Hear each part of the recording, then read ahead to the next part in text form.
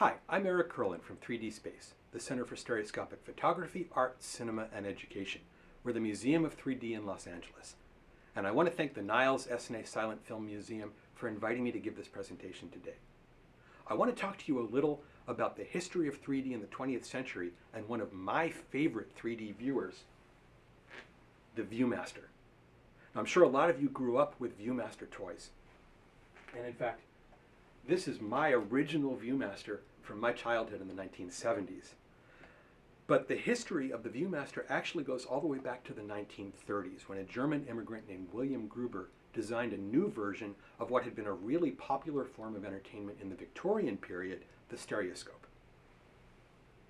He sold his idea to the Sawyer's Company of Portland, Oregon, and at the 1939 World's Fair in New York, they introduced the Viewmaster. And this is a Model A 1939 model Viewmaster. You can see it actually opens up like a clamshell, and the reel goes inside. The really cool thing is the reels from 1939 are the exact same size and shape as the reels today. So you can actually go get a new Viewmaster viewer, and you can take an 80-year-old reel, pop it in, and the Kodachrome pictures look like they were just taken yesterday. Now, when the Viewmaster was first introduced, it wasn't actually intended to be a kid's toy. It was actually used for tourism. It allowed people to see things and visit places all around the world. And it wasn't until after World War II that they really started marketing it for kids. This is the 1950s version of the Viewmaster. This is the Model C, introduced after World War II and was very popular. You can see it actually has the slot in the top where the reel goes, so it's a much more familiar design. And at this point, the Sawyer's Company created their own in-house art department.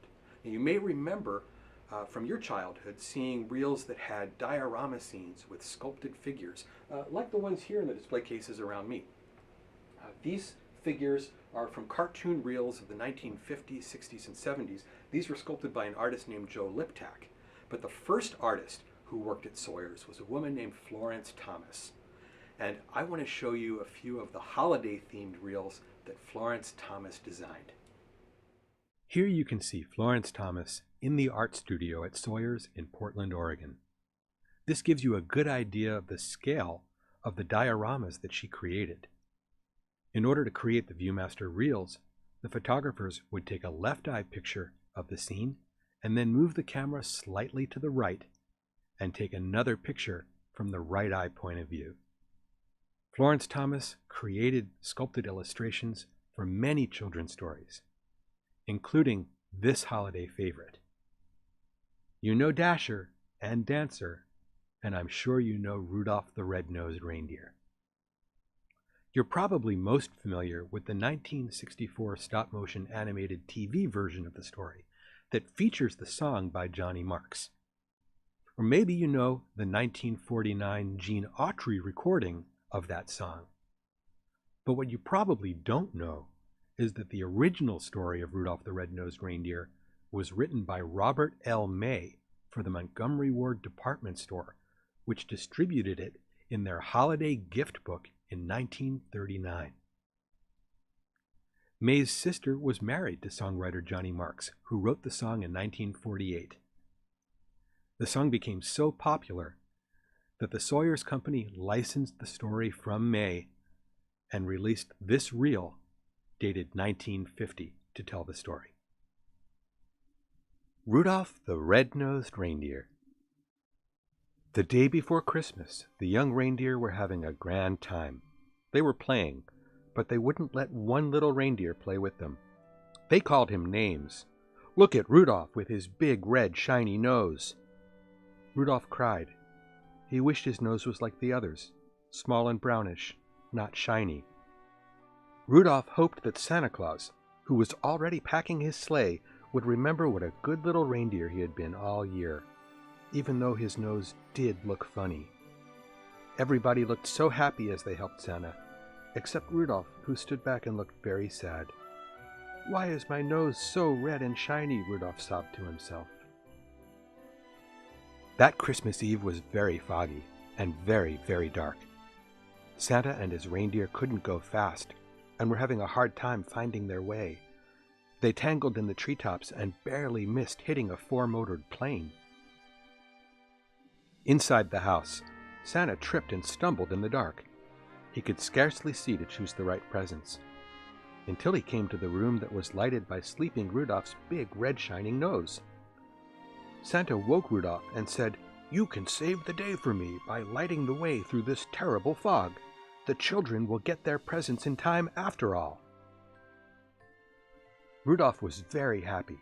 His nose lighted the way as he led Santa's sleigh through the dark, foggy sky. Santa was happy too. His troubles were over. Inside the houses too, Rudolph's nose gave just enough light for Santa to choose the right gifts from his pack. When they returned home, Santa told all the other reindeer how Rudolph's red nose had lighted the way. All the reindeer children cheered him as a hero. Rudolph blushed from his head to his toes. Then Santa made him commander-in-chief to lead his reindeer and sleigh on every dark, foggy Christmas Eve.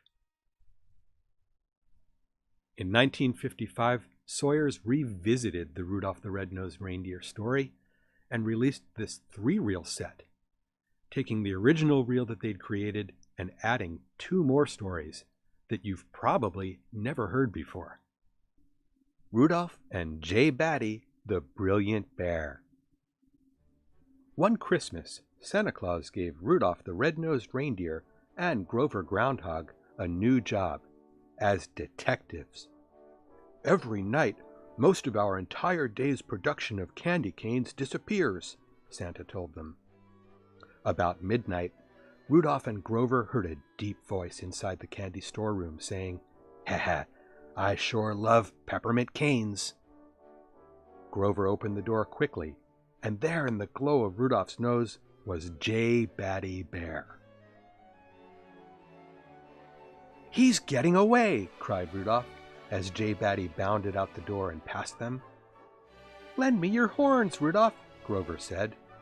"My horns?" Rudolph exclaimed. "What for?"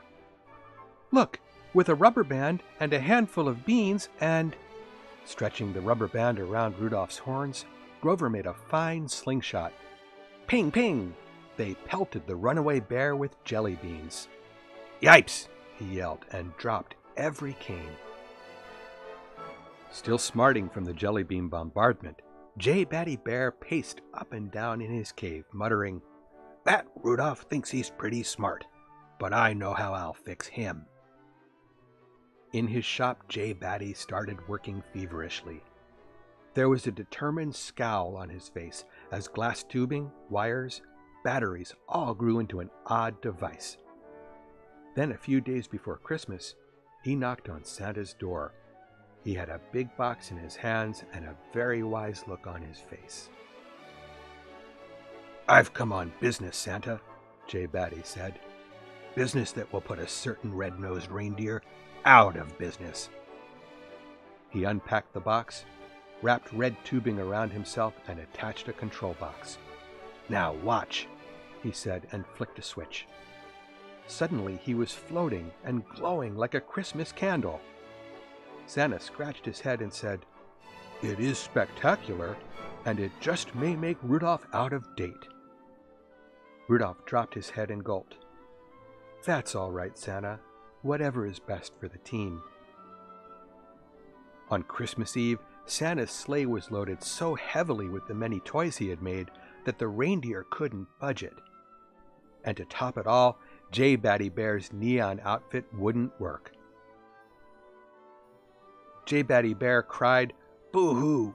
I wanted to be bigger and better and more popular than Rudolph." "Nobody could be more popular than Rudolph," said Grover.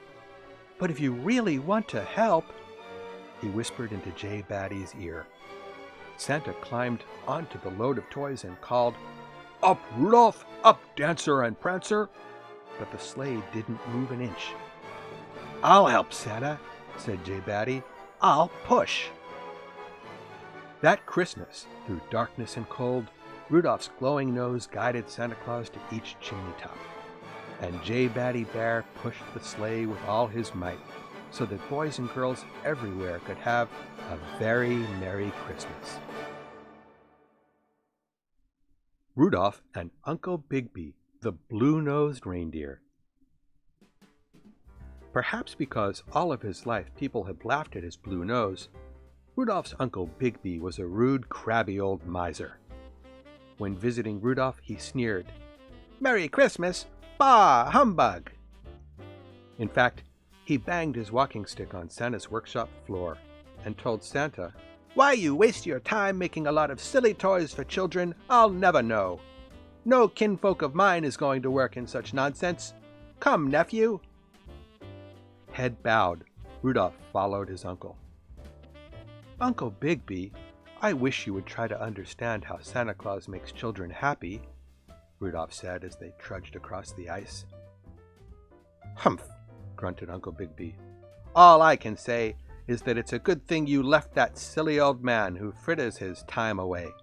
Rudolph flared, "You can't call Santa Claus a silly old man. And furthermore, I'm going right back now to help him." "Nephew," shouted Uncle Bigby, jabbing his sharp walking stick on the ice, "come back this instant." The last jab was too much. Crack! Crack! Uncle Bigby's cane had broken the ice, and he began to float away. Rudolph ran to Santa's workshop and cried, "Help!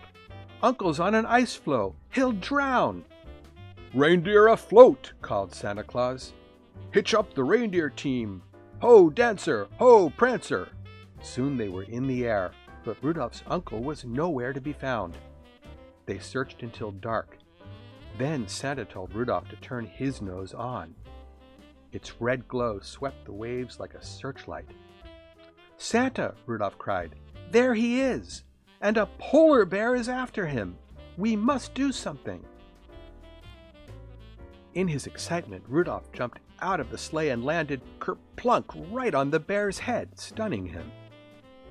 "Harumph!" said Uncle Bigby. "I'm glad you arrived in time for once." Rudolph gulped. "A lot of good that will do when this bear wakes up. Santa can't land his sleigh here either." From the sleigh circling overhead, Grover Groundhog's voice came down. "Here, Rudolph, use this!" And a magnifying glass landed on the bear's soft fur without breaking. "I'll try," said Rudolph doubtfully.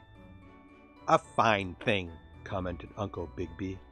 "A huge polar bear lies there, and my nephew needs a glass to see him." But Rudolph's nose glowed cherry red, and the big lens concentrated the rays in one fiery spot. The bear awoke. "Yow!" he yelled as the beam burned deeper and deeper. "Ouch! Ouch!" he yelped and jumped into the icy waters. Santa threw down a pole ladder, but Uncle Bigby was too old and creaky in his joints to climb it.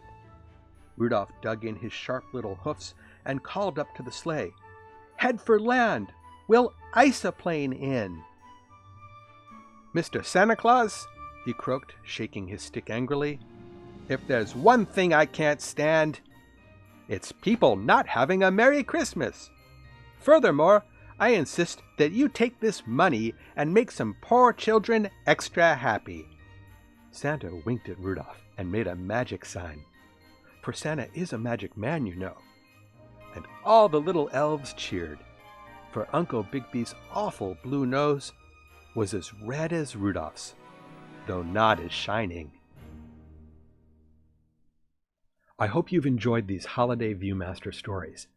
If you'd like to learn more about the history of 3D or our 3D museum, you can visit our website at 3dspace.org. That's 3-DSpace.org, where you can sign up for our mailing list and our Patreon and learn about all of the upcoming 3D events we have going on throughout the year. Once again, I want to thank the Niles Museum for inviting me to be here today. And before I go, I have one last Viewmaster story that I'd like to share with you. It's another holiday story that I'm sure you know, featuring artwork by Florence Thomas. The Night Before Christmas by Clement, Seymour. 'Twas the night before Christmas, when all through the house not a creature was stirring, not even a mouse. The stockings were hung by the chimney with care, in hopes that St. Nicholas soon would be there. The children were nestled all snug in their beds, while visions of sugar plums danced in their heads. And Mamma in her kerchief, and I in my cap, had just settled our brains for a long winter's nap. When out on the lawn there arose such a clatter, I sprang from my bed to see what was the matter. Away to the window I flew like a flash, tore open the shutters, and threw up the sash. The moon on the breast of the new-fallen snow gave a luster of midday to objects below, when what to my wondering eyes should appear but a miniature sleigh and 8 tiny reindeer. With a little old driver so lively and quick, I knew in a moment it must be St. Nick. More rapid than eagles the coursers they came, and he whistled and shouted and called them by name. "Now Dasher, now Dancer, now Prancer and Vixen, on Comet, on Cupid, on Donner and Blitzen. To the top of the porch, to the top of the wall, now dash away, dash away, dash away all!" As dry leaves that before the wild hurricane fly, when they meet with an obstacle, mount to the sky, so up to the housetop his coursers they flew, with a sleigh full of toys and St. Nicholas too. And then, in a twinkling, I heard on the roof the prancing and pawing of each little hoof. As I drew in my head and was turning around, down the chimney St. Nicholas came with a bound. He was dressed all in fur from his head to his foot, and his clothes were all tarnished with ashes and soot. A bundle of toys he had flung on his back, and he looked like a peddler just opening his pack. His eyes, how they twinkled, his dimples how merry, his cheeks were like roses, his nose like a cherry. His droll little mouth was drawn up like a bow, and the beard on his chin was as white as the snow. The stump of a pipe he held tight in his teeth, and the smoke, it encircled his head like a wreath. He had a broad face and a round little belly that shook when he laughed, like a bowl full of jelly. He was chubby and plump, a right jolly old elf, and I laughed when I saw him, in spite of myself. A wink of his eye and a twist of his head soon gave me to know I had nothing to dread. He spoke not a word, but went straight to his work, and filled all the stockings, then turned with a jerk, and laying his finger aside of his nose, and giving a nod, up the chimney he rose. He sprang to his sleigh, to his team gave a whistle, and away they all flew like the down of a thistle. But I heard him exclaim, ere he drove out of sight, "Happy Christmas to all, and to all a good night."